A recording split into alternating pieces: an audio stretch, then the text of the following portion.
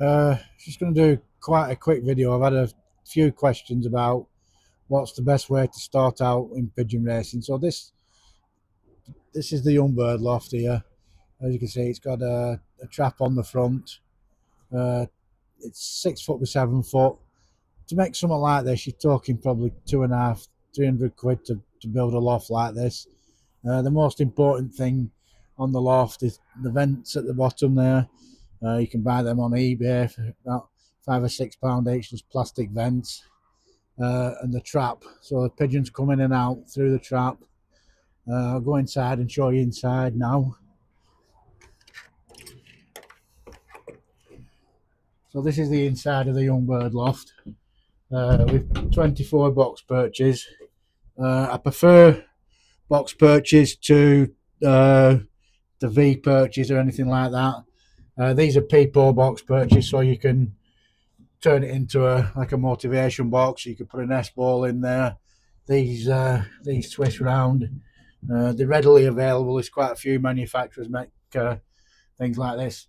So the loft's about 6 foot by 7 foot, and with 24 perches in here. The main thing is, in my opinion, with pigeon lofts, you don't overcrowd them. Perhaps 16, maximum 20 young birds in here. That's the maximum. You can see this is the trap. That's where they come in. So when you build your loft, you'll need some sort of trapping system. It can be bob wires. It can be drop holes like this. There's a few variations of traps out there on the market.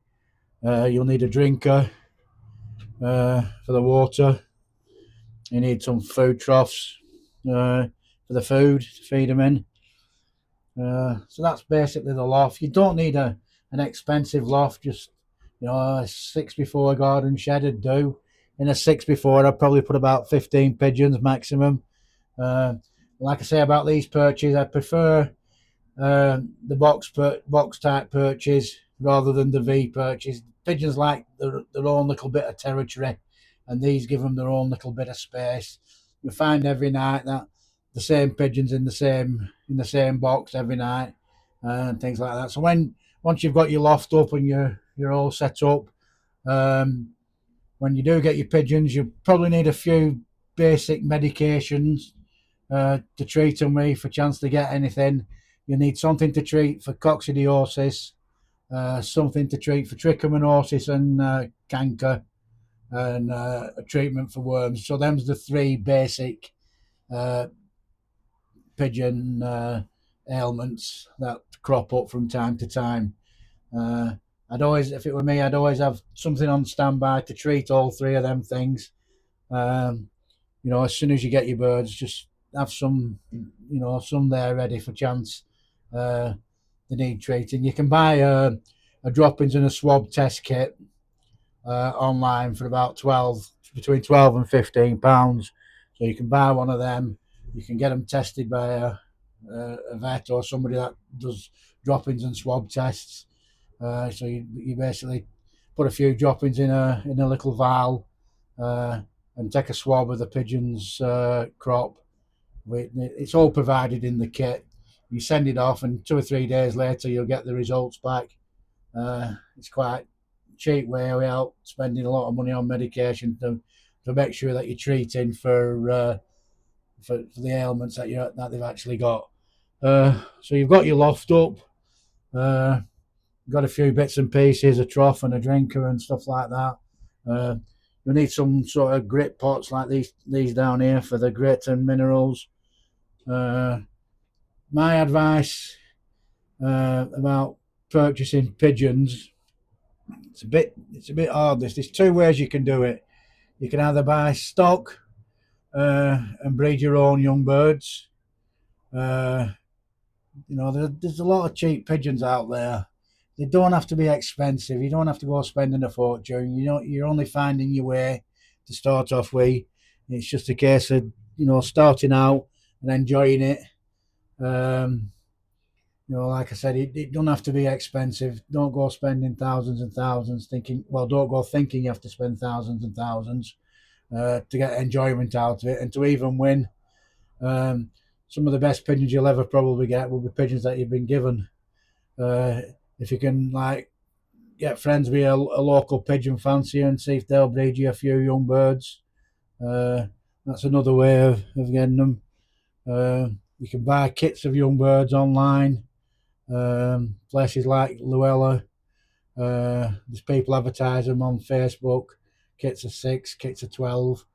Like I say, it don't have to be too expensive. Don't go mad spending thousands to start off with. Slowly work your way into it.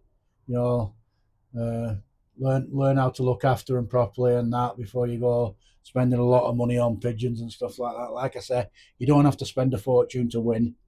And it's not all about, well, it's not all about winning for me. It's I just enjoy keeping them. I enjoy looking after them. I enjoy sitting in the garden watching them flying out. And that's basically it. So you two ways of starting up: buy some stock birds, some old birds, and breed your own young ones off them. You'll need a bit more extra space to do that because you need a loft to keep them in because they won't be able to fly out. They'll be like prisoner stock.